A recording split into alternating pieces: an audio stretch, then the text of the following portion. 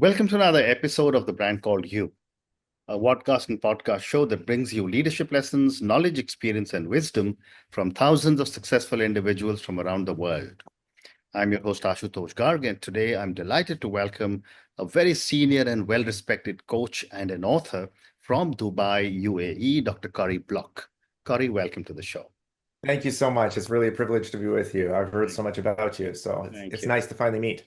Thank you. Corrie is a tier one executive coach and a best-selling author. He's been recognized as the number one executive coach in the UAE, and he's an Amazon number one best-selling author. So, Corey, before we get into coaching and transformation, a few questions about you personally. Yeah, What were sure. some of the pivotal moments in your life that inspired you to pursue executive coaching as a full-time calling? Actually, it wasn't my pursuit. It was my clients. Okay. So I spent my 20s as a serial entrepreneur. I've already exited five of my own companies, and then I Mhm. spent my 30s in strategy and restructuring as a consultant. And I built my own strategy firm, etc. But during that process, one of my clients about 15 years ago, he was an older gentleman in his 70s. And I had just finished a leadership training program with some of his executives, and it was a large family company, 45,000 employees. It was big. Anyway, so the gentleman said to me, he said, after a little bit, he says, I need to spend some time with you one on one. I said, okay, so how can I help? He says, I need you to teach me to talk Mhm. to my people the way that you talk to my people. Mm.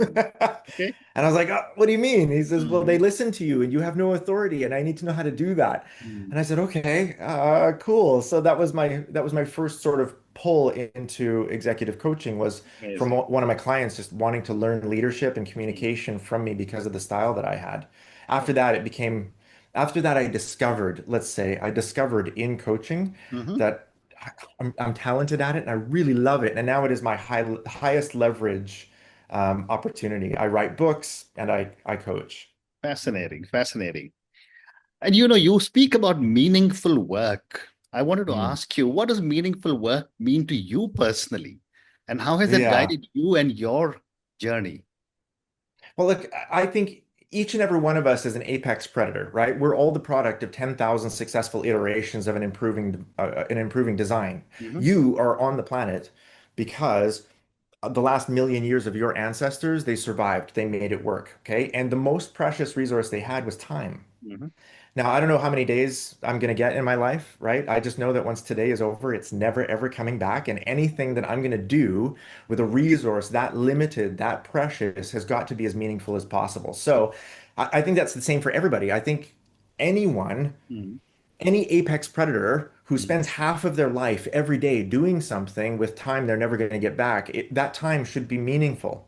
Correct. And what I've found is that when we look at work, what we do for work is secondary. Hmm. Why we do it is primary, and who we do it with is Hmm. primary. So if we like the people that we're working with and we understand and appreciate why we're doing it, and that's valuable, then we'll collect garbage and be perfectly happy. Like humans will be very happy doing weird things if they like the people they're doing it with and they understand why they're doing it. So it's the why and the who. Great That's response. meaningful work. Great response. You've also coached leaders in over 30 countries, Corey.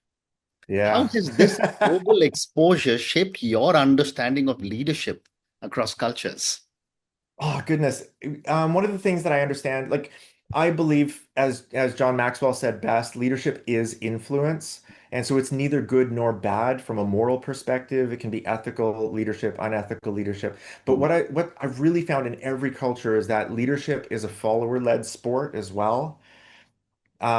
Let's put it this way, managers get their authority from above, from other managers, right? But leaders get their authority from below. Correct. If you want to know whether or not you're a leader, look behind you. And if somebody's following you, then you're a leader. But a leader gets their authority from the voluntary offer of effort, time, attention from, remember, another apex predator who Mhm. thinks that some part of your life is worthy of their followership. So they Mm. vote with by adding authority to you because not because you're great, but because following you improves the quality of their lives, Mm. right? We don't follow leaders because they're amazing. Mm. Because everybody's human. We're all human. We're all apex predators, and we're all the product of 10,000 iterations of an improving Yeah. design. Yeah. We follow leaders because doing so improves the quality of our lives. Hmm. So, some other apex predator with their selfish motives, with their goals, their ambitions, their desires in life has decided to offer some of their precious, unrecoverable time, some of their mind share, some of their attention to you. And that is what leadership really is. Leadership is the worthiness of being followed. Very interesting. Great response. Corey, let's now talk about coaching and transformation, which is Yeah, something come on, you are an come expert on. in. You describe executive coaching as a co-creative process. Yes. What does that look like in practice to your clients? Oh man, okay, so it really bugs me when coaches say, "Oh, I've got your 10 steps to success," or "I've got seven principles of Mm. management," or what. Okay, I that drives me crazy because when I meet my coaches for the first time, I don't have a roadmap for them because first of all, I don't know who they are, I don't know where they're starting from, Yeah. and I don't know where they're going. So if I walk into the office saying, "Hey, I've got a roadmap for you," that's just arrogant. Mm. I need to figure out who they are, their context, what their strengths and weaknesses are, what their capacity limits are. Then I need to figure out where they're going and map the terrain between where we are and where they're going, and then what that terrain looks like and how they're going to behave as we cross Mm. that terrain, right? So it's a co-creative process in that I'm going to design Mm. the 10 steps for success or their specific seven measurable results or the habits they're breaking or forming. I design that with them in dialogue, and Right. we're consistently steering that ship on every iteration and every session. So that's the co-creative process is I'm not creating something, Yeah. walking in with it and Yeah. saying, do this. I'm creating something with them, and that's how we get it done. I think it's interesting because coaching is one of the few relationships in the world where both of us are completely focused on one of our performance. And it's the same in athletics and, first chair violin playing, dancing, art, architecture, surgery. The top players in any human domain Mm. have a coach. And the coach's number one focus is the Correct. player's performance. Correct. And Yeah. based on the work that you've been doing with so many leaders, what misconceptions do executives or leaders have about coaching before they start to work with you? It depends on on the area of the world. Look, in the Western world, in Western Europe and the United States, it's pretty much a given. Okay, they understand the top performers in any domain, Hmm. and that includes business. They have coaches. The majority of the CXOs and the FTSE 100 and the Fortune 500, they have coaches, right? That's how they got there. That's how they stay there. In this area of the world, I find in the eastern part of the world, let's say MENA, um,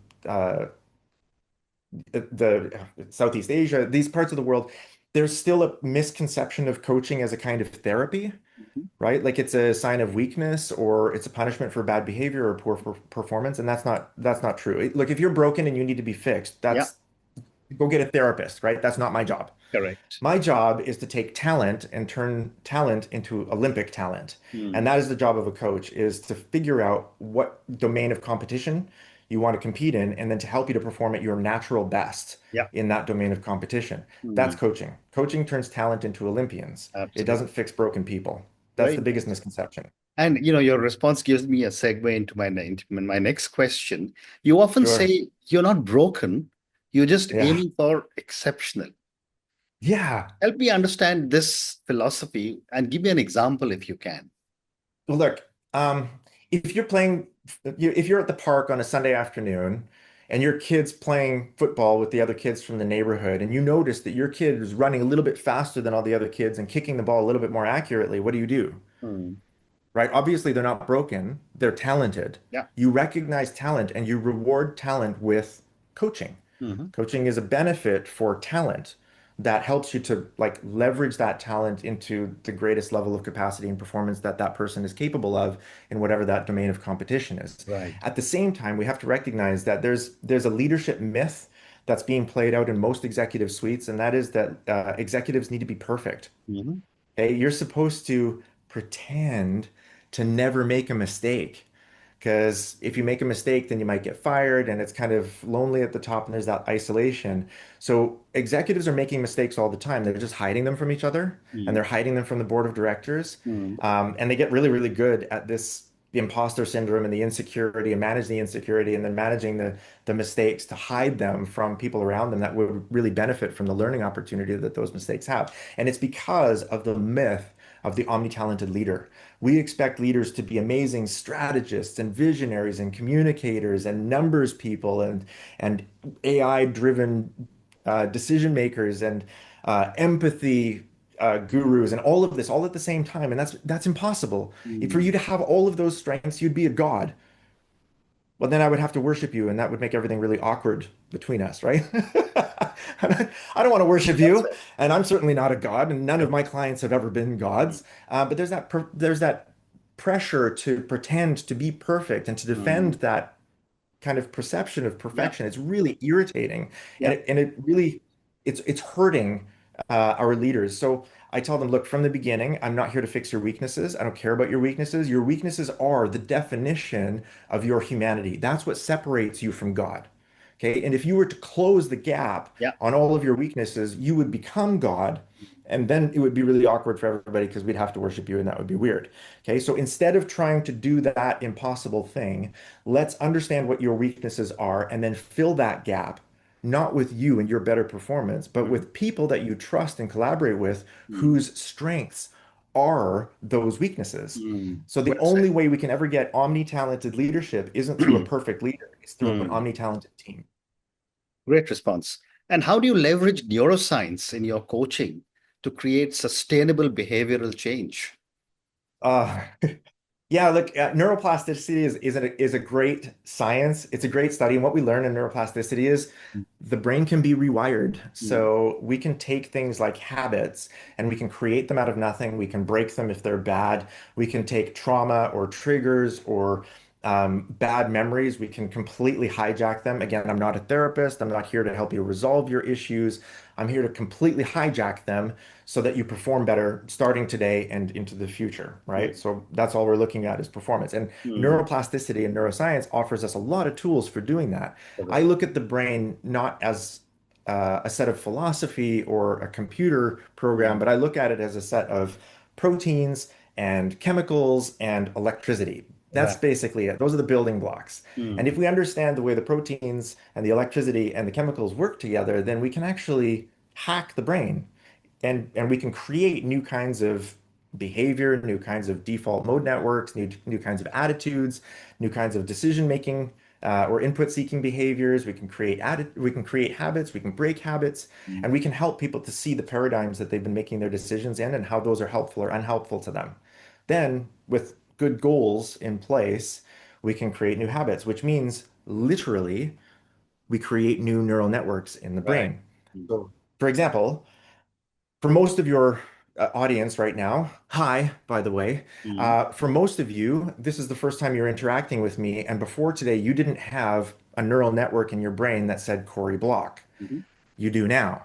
Okay, so maybe you're trying to build categories and heuristics and biases to sort me Mm. into other Canadians you've met, other coaches you've met, other authors whose books you've read, people that I remind you of. You're creating these neural networks in your head. And so that by the end of the day, today, Mm. Mm. you will have a neural network physically Mm. in your head that fires whenever you're reminded of me, whenever you Mm. hear the name Corey Block or someone else says something that reminds you of this episode, that neural network fires and it goes, oh, what was that Canadian guy's name? Oh yeah, Corey Block. So quite literally, I'm in your head. Mm. Okay. And that's what we're trying to do with neuroplasticity and neuroscience when we're doing coaching. We're trying to get new experiences Mm. into the minds of really high performers to help them to perform at their natural best. Well said. Well said.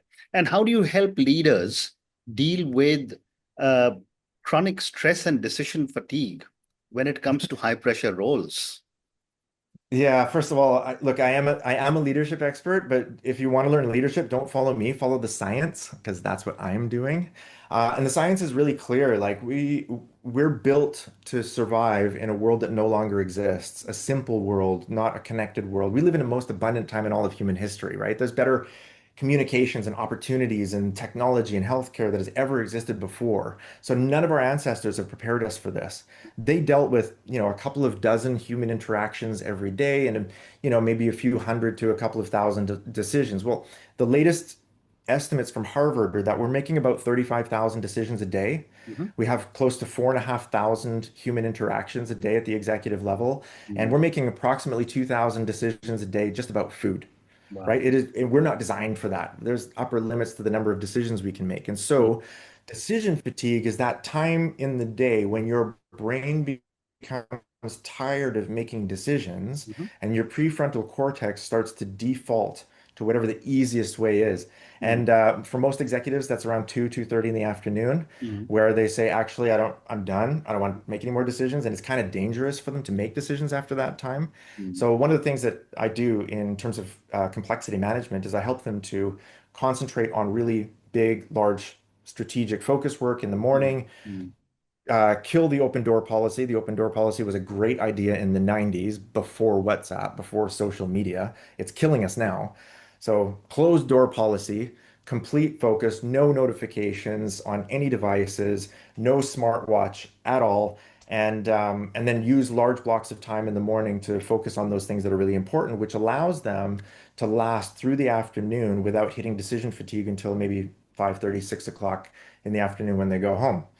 Make sense? So they get higher quality decision making and they get a lot more focus time in strategy work. So it's one of the key tools that I use. It's all based on neuroscience.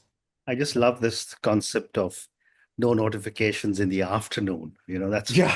amazing.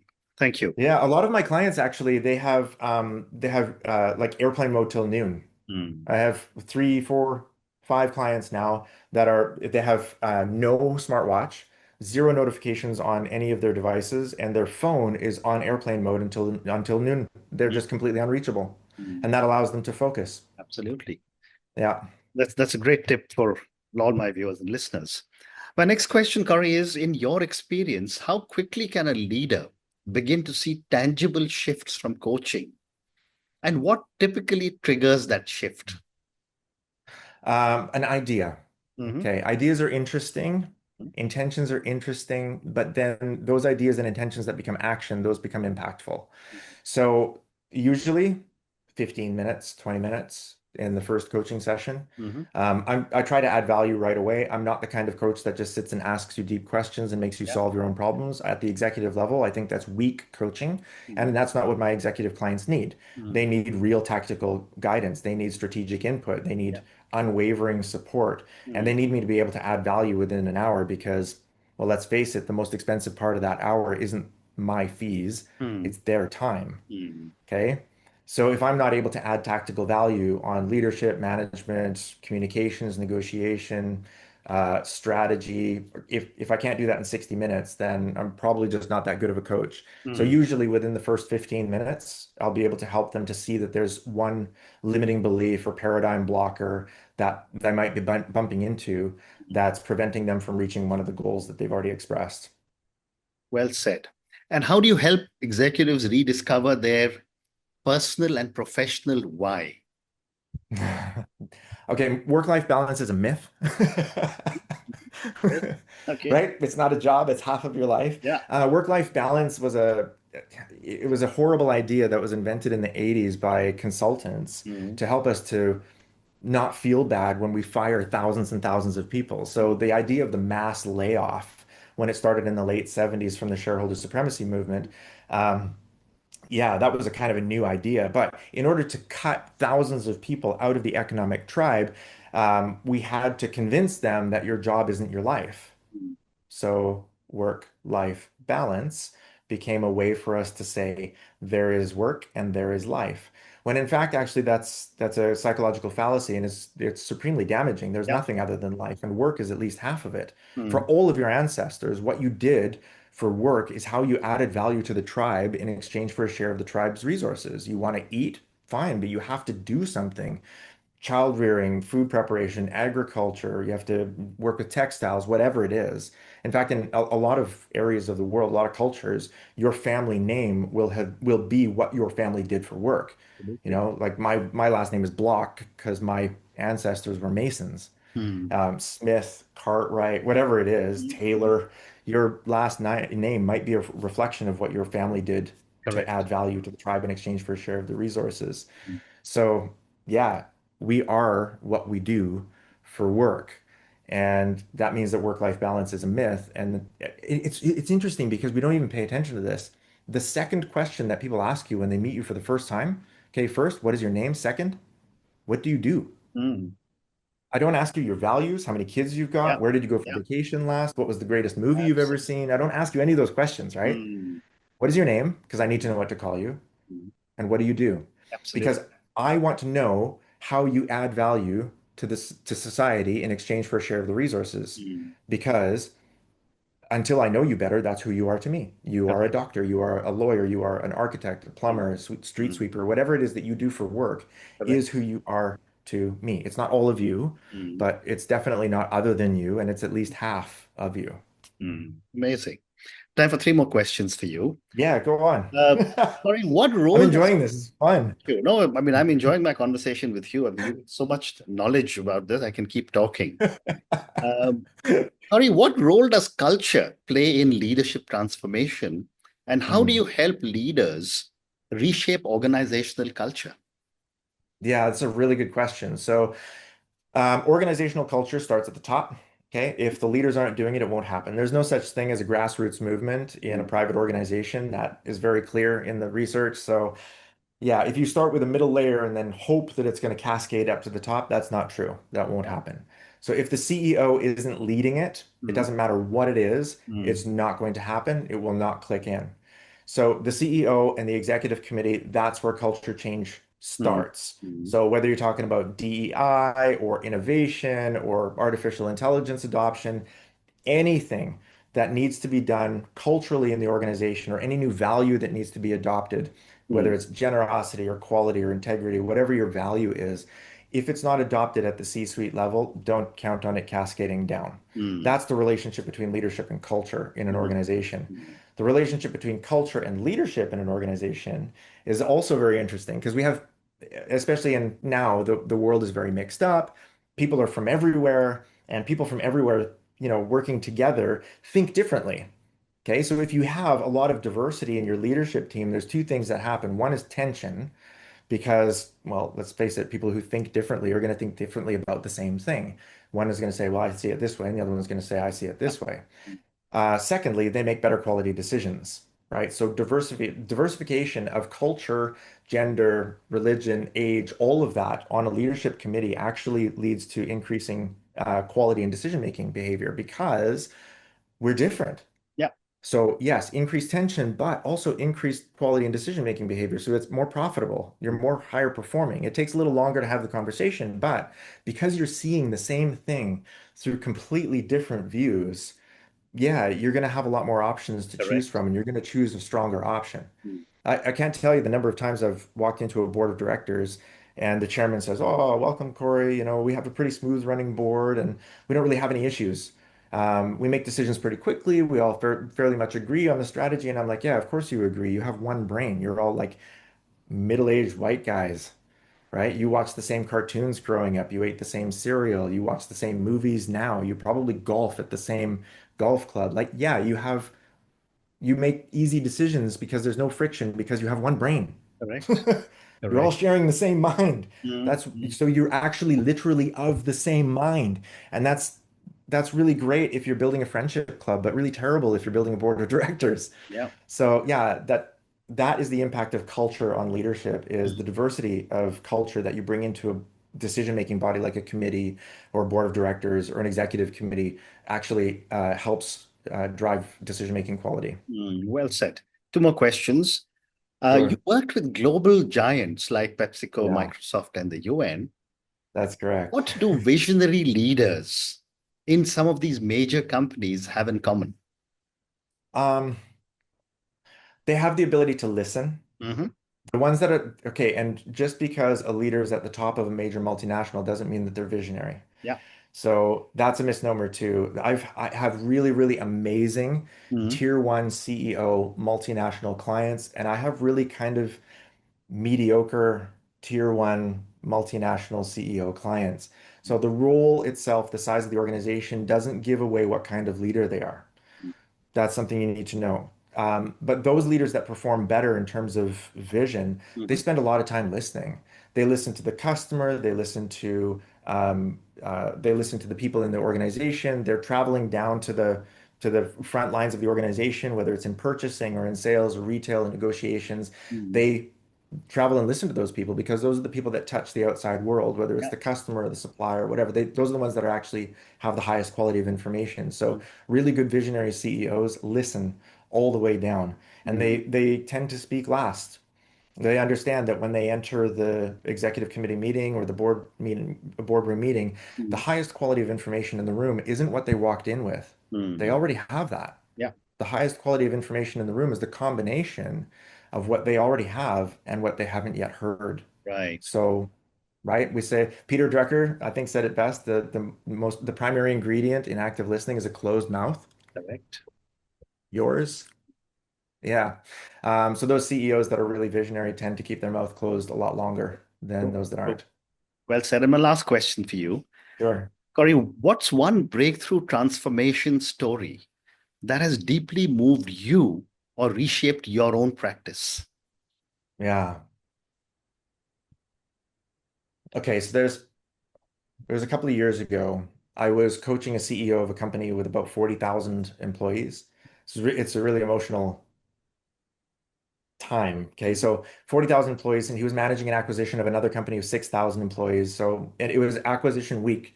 So I don't know if you've ever done an M&A. It's Mm-hmm. high pressure time, and he's the Yeah. CEO, so the P&L is his, and everything is on his desk, right? He's got a stack about, 18 inches high of acquisition papers and stuff that he's going through. Mm. So I walked into his office, I think it was Monday morning or Tuesday morning, and I opened up my laptop for our coaching session. And he came over to me and said, "No, no laptop today, no notes."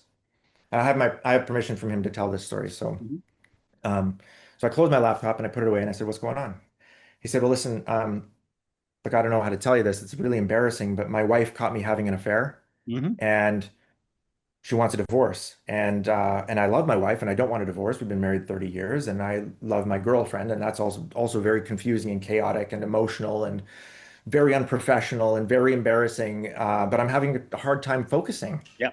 right? And who do I talk to about that?" And I said, "Well, listen, do you have a therapist? Did you talk to a therapist?" He says, "Yes, look, I have a therapist. My therapist is great. Mm. She's trying to help me to understand why I had the affair, and that's not what I need." So I was Mm. like, "Okay, so what do you need?" He said, "Well, listen, I have 46,000 families counting on my leadership right now. I cannot tell the board of directors, the executive committee what I'm dealing with, but I am reading merger contracts with a broken heart through a veil of tears sometimes, and I am sure I am screwing this up. I just don't know how badly. And Mm. my therapist doesn't have tools for that. You're my coach. What do you got?" Mm.